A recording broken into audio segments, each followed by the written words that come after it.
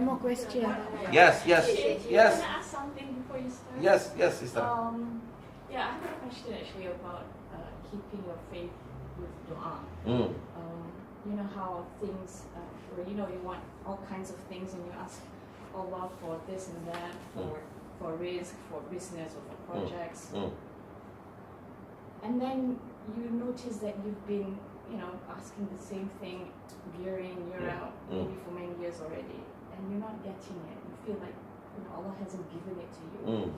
And then you think about, maybe Allah is giving me something else that I don't even know, like probably a good spouse, good children, good health. You don't see it, or maybe save you from a mishap. But then after a while, as a human being, how do you still keep asking that same thing even though you're not sure? How do you keep not giving up asking for that other thing that Allah hasn't given to you? So how do you tell yourself to not give up? Very good. I got it.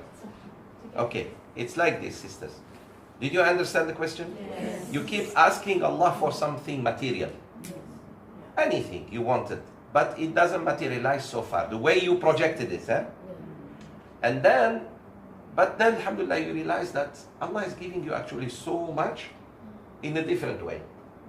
But you say, okay, I accepted that, and I should accept that. Then I still want to ask Allah that thing that I really wanted, whatever it is, business, whatever. Is that wrong? No. Keep asking Allah, never stop. But please turn your dua to this. Allahumma rzuqni rizqan halalan. Just ask Allah to give you rizqan halalan. Leave it up to Him. It could be more than you expected. Maybe you ask for one shop, let's say. You want to have a shop where you sell, mashallah, hijab. Example. And that's the peak of your rizqi in your mind. Maybe Allah wants to give you more than that. Why you limit yourself just to one thing? You know what I mean? Leave it up to Him. And He knows what is in your heart. And He knows what benefits you. Maybe that business will corrupt you. Some systems, some businesses don't just corrupt you, they make you tired. They don't necessarily corrupt you, but they exhaust you. Do you want that? They take all your time until you cannot come to class like this anymore. Do you want that? Because they're very demanding. If you are not there on top of your workers, they may bankrupt you. So, the point I'm making is, yes, you can ask Allah something. Specifically, what is it? Musa alayhi salam used to ask Allah even for salt, for his food. And Allah sent him salt. Because it makes his food taste better. So I can ask Allah for, let's say, few millions to make me happy. Why don't we say, Allahumma rzuqni rizqan halalan tayyiban, mubarakan fi. Oh Allah, give me rizq halalan tayyiban, blessed. And leave it up to Him. Maybe He hits you with so much rizq. Another thing, sisters, sometimes Allah doesn't give you that, what you really asked. Done. It's not for you.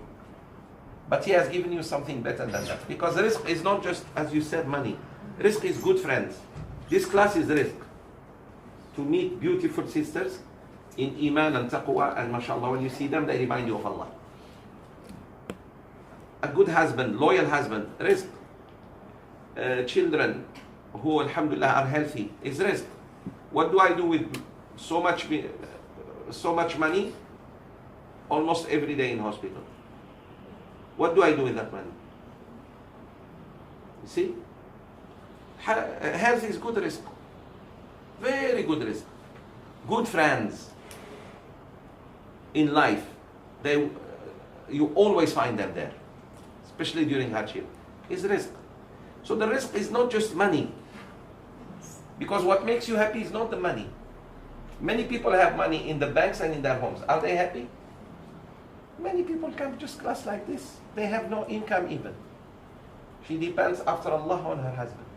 She's very happy. So, yes, you can insist on Allah, please give me, please give me.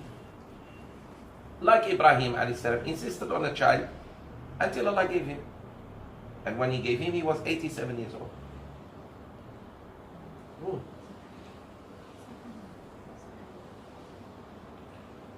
You can insist, Ya Rabbi, I want that thing. But now, either he gives it to you in dunya, or in akhirah, or he saves you from calamity. Remember this. This is the dua is always answered, but on these three levels. Either he gives you what you want in dunya, and sometimes immediately. Have you ever asked Allah something and it came right there? Yes. So that's the evidence. Second, he may give it to you in the day of judgment, not in dunya at all. And sometimes no. Instead of giving it to you, he knows that this is not good for you. Yeah. It's like your son asks you, give me Coca-Cola. No, you give juice.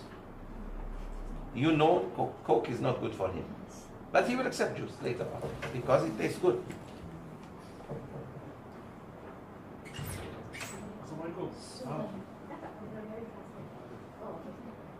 So Sheikh, how do you not give up? I mean, sometimes you. I know money is not all, but sometimes you know that money. Say you have good intentions on money, for whatever reason, like good things to charity or whatever. Yeah. Make me rich. Oh, Allah make me rich. No, not rich. I mean, you need to, Okay. for survival, I suppose. Okay. And you're kind of like at a dead end, and you don't know how not to give up. I mean, not dead end, not giving, not letting go of anything. It's just you feel like you've reached the end in that sense of asking. No, never. Now you're wrong. Never think it's the end. Because Allah Azza wa Jal, sometimes He doesn't give you to keep you near His door. What does it mean I'm asking Allah? I'm knocking the door of Allah. And then I insist, He keeps you close to Him. You're close to Allah. That's why you're making dua. So you shouldn't give up on the dua. Ya Rab, I'm not going to give up on you. I know you are generous, and I know you hear me, and I know you're going to give me. Trust Him. So He keeps you closer to Him as much as you need. Because at the moment He gives you, most of us go enjoy the money. Now no more dua. Where is the dua now? Dua is a ibadah. And you are being given pahala for dua. Although you are asking for yourself. But you are asking His Majesty. So you are closer to Him. He keeps you close to Him. He knows if He gives you the money, you go now, just spend it. And most of the time we spend it wrongly. Most of the time. Really. Look at us when we have the money. Are we really close to Allah? We all say, if Allah gives me money, I will go build a masjid. You end up in London. Takbir. Yeah, let's go. Question is, let's say, I want specifically something.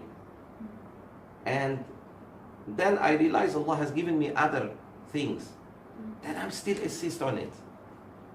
Don't give up. Keep asking Allah Azza wa Jalla. It's okay, there's nothing wrong. You are not being rude.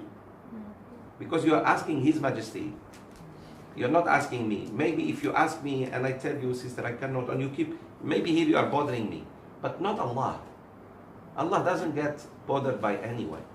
But Allah loves us asking. Yes, yes. We don't get upset. And you are showing that you trust Him. You Rely on Him. not only you love Him. You depend. I trust you. I depend on you. Oh God, it's okay. Just be careful what you ask for. That's all. Harun asked for money. Money destroyed him. That's why I said make it general. Like Rasulullah sallallahu alaihi wasallam, he used to ask, Allahumma arzuqni rizqan halalan tayyiban mubarakan fi. Ya Allah, give me a rizq which is halal, tayyib, and blessed. That's it. Because she might get the same thing but in a different way. Yes. So it's better to be general than specific. Yes. Yes. I Because would have thought more specific. No. Because you see, that's where the stress comes.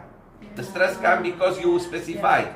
And Allah knows, let's say, that thing is not good for you. Yeah. Maybe good for your sister, but not for you. Yeah. Your sister can get that thing, but not you. Because two totally different personalities. So because you want specific and you don't know that it's not good for Yes. you, the general one can come, but he decides how. He decides. Let him. Actually, you should surrender when he decides. Al-khayru fi makhtarahu Allah. We always say, goodness in what Allah chooses. Goodness in what Allah chooses. Remember the wife of the mother of Imam Malik? When the man heard that is a good woman, so he said, marry her to me. Sisters, they were so niyyah, so pure in their intentions. But the night he saw her, he just accepted that there is a good woman for marriage. So he asked, he said, I want to marry her. I don't care how she looks. But when he saw her the night of marriage, she was sitting, waiting for him. She was dark in skin. So he didn't like it. Like many of you have a hope, and then when something comes, you feel like, no, that's not what I asked. She looked at him, she realized he didn't like her. She said to him only one thing, one ayah. عَسَىٰ أَن تَكْرَهُ شَيْئًا وَهُوَ خَيْرٌ لَكُمْ. Maybe you may not like something, but there is a lot of goodness in it for you. He said, وَنِعْمَ بِاللَّهِ. She reminded him, okay. Alhamdulillah, for a few days they lived together. Then he decided to go to Syria and do business. So he left. He didn't come back. He refused to come. So he was like neglectful father. 22 years later, he came back to Medina. He entered the masjid, prayed. He found a wonderful, a shining face, young kid giving tafsir. 22, giving tafsir and fatwa. Oh, he was impressed by the way he speaks. MashaAllah, Medina has great scholars. Then he went to his house. Knocked the door, she opened the door. Wow, she was shocked. And he said, I'm sorry. She said, come, sit down. Are you okay? Alhamdulillah. What happened to you? He told her, sorry. Then that young man came. She said, kiss the hand of your father. That was his son, Imam Malik. A man who, those days was easy to do those things. You know what I mean, sisters? Yes. Go kiss the hand of your father. And she never told her son that your father neglected me and you. Women who never hit their husbands in front of the kids. You want to hit your husband? Take your gloves and take him inside, lock the door, punch him or he punch you. But not in front of the kids. Takbir. This is why so many kids resent their mothers and fathers, because father and mother talk bad about each other, and sometimes to the kids.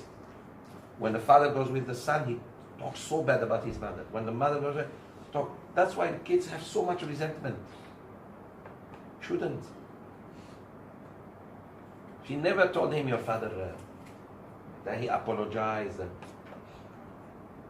So that the boy doesn't grow up with a complex of inferiority. Because the boy has nothing to do with his father. His father left, what can we say? He always said he left, he must be busy, he does business, your father. Inshallah, one day he comes back. I don't know much, my son. She always, not, your father left me. Your father never liked me from day one. I knew it.